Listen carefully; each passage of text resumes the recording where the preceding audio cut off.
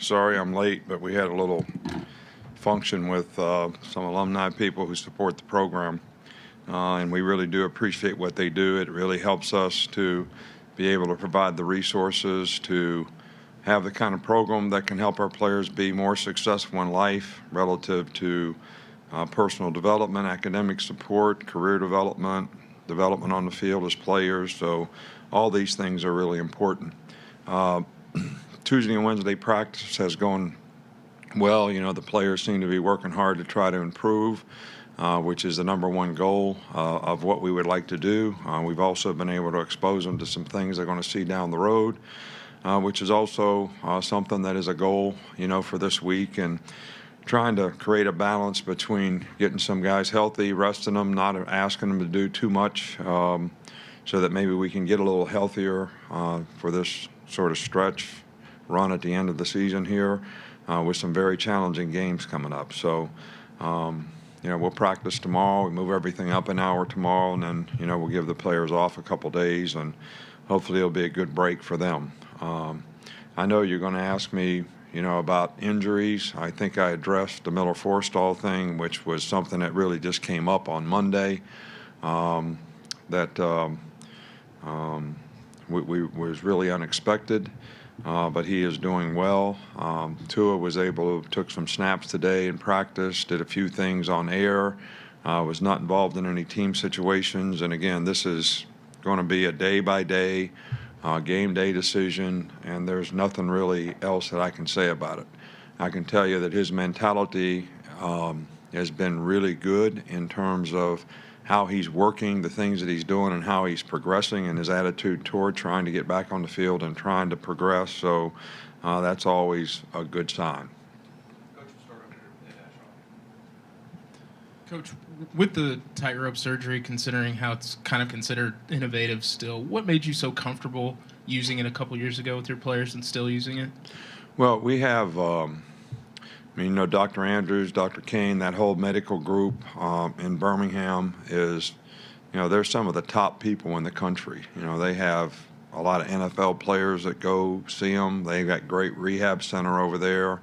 They have Major League Baseball pitchers that come to see them. I mean, they just have a really, really great reputation. And, I always allow them to make, or we always allow them to make what they think is the best medical decision for a player and his future.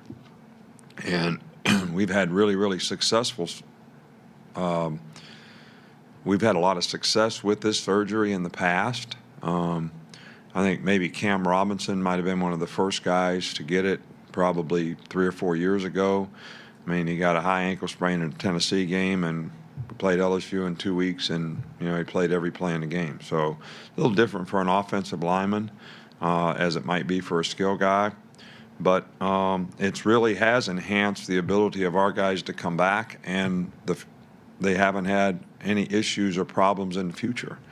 So, I mean, it's amazing to me all the things that they can do in medicine now that I know back when I played, none of these things were available.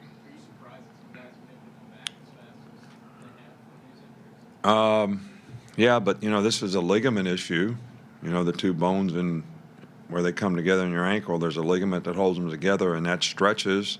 So when you tie it together, the ligament actually has a chance to heal, because one of the biggest issues is it's a rotation injury. So every time you turn a little bit on your foot, all right, those bones move, so it affects healing. So if you hold the bones together, the healing process is much quicker. So that's the way I understand it. I'm no doctor, but I only know that our guys have responded fairly well to the surgery in the past. Y'all have used offensive linemen in different ways this year, the unbalanced lines, and using Chris Owens and Kendall Randolph as a tight end. What do you think the offense gains from using offensive linemen in different ways like that? Well, I think to make certain plays effective in your offense, you have to have the ability to block the edge. I call it the C area, which may not mean much to you guys, but, the third spot away from the center. So there's a couple ways you can do it. If you got a big old tight end that's a good blocker, he can do it. If you run tackle over and put an extra tackle over there, you're is another way to do it. Or you can just take some of those guys and put them in a position so you don't have to move anybody else around, so you're not changing what they have to do. Now, a guy's got to be fairly athletic to do it. With both of the guys that have been able to do it for us this year are. So it's been somewhat effective for us. Back over to Charlie. What does it mean to have both Terrell Lewis and Trayvon Diggs producing like they are, given that they weren't on the field for you guys this time last year? Well, when those guys have been on the field, whenever it's been, they've done extremely well. Both guys have had a little bad luck with, injuries, through their career.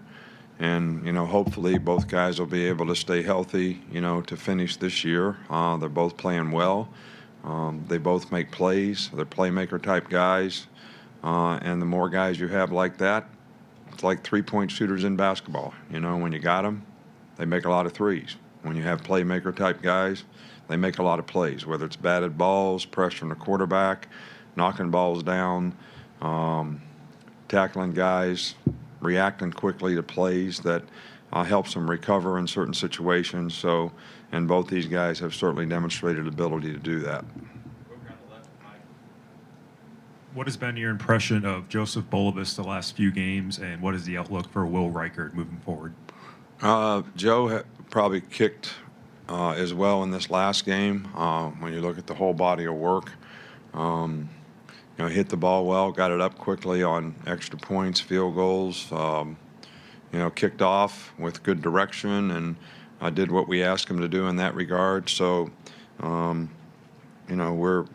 encouraged that he is doing well, and hopefully his confidence will continue to improve, and that will help him continue with his consistency, as a kicker. Will Reichert, I can't tell you. This has been a very frustrating injury for him and for us. And he had 2 or 3 weeks where we thought he was ready to come back, and then he had a setback. So we're going to be really cautious with how we bring him back, this time around. Stay on that side with Billy. When you're evaluating a player, coming back from an injury and whether they're going to be able to play, kind of like in Tua's case, how much consideration do you give, I guess specifically with him, to, within 6 months, he may be, very top NFL pick, and just sort of, is that at all part of the equation for you in making an evaluation? Well, I wouldn't care whether a guy was a first-round pick or, had no future as a player. I would never put a player at risk if the medical staff, the player himself, and everybody involved in the organization didn't think the guy was capable of going out there and doing his job at a high level. It wouldn't create any value for him, and it certainly wouldn't help us. And we certainly don't want to put anybody at risk. This won't be any different with, how we decide whether this guy is capable enough to go out there and play at a high level and go out and do his job well for his team. And I know he'll want to play, but the big thing that I always ask a player, and I tell him, I know you want to play. Tell me, can you go do your job? Can you move? Can you be effective in what you're doing? Because if you can't, you're really not helping yourself, and you're really not helping the team. So I always ask the player, even after Doc says he's ready to go, what they think. Because I think that means a lot. It means a lot to a player. The old Joe Namath story when Coach Bryant went and said, how you feel? And he said, it hurts. And he said, Coach Bryant said, it's all in your head. And Joe said, it still hurts. So it does make a difference, what a guy thinks, what his confidence level is. And nobody really knows that except the player. Are there some, just to your point about whether it's somebody with no pro prospects or very good ones, are there, is it the how do I say this?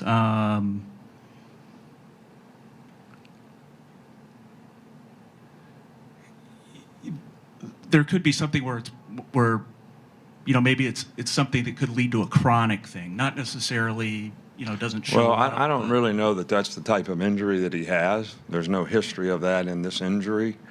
But I think to get to your point is, look, we've had a lot of players around here that have gone and done extremely well in the NFL and been high draft picks.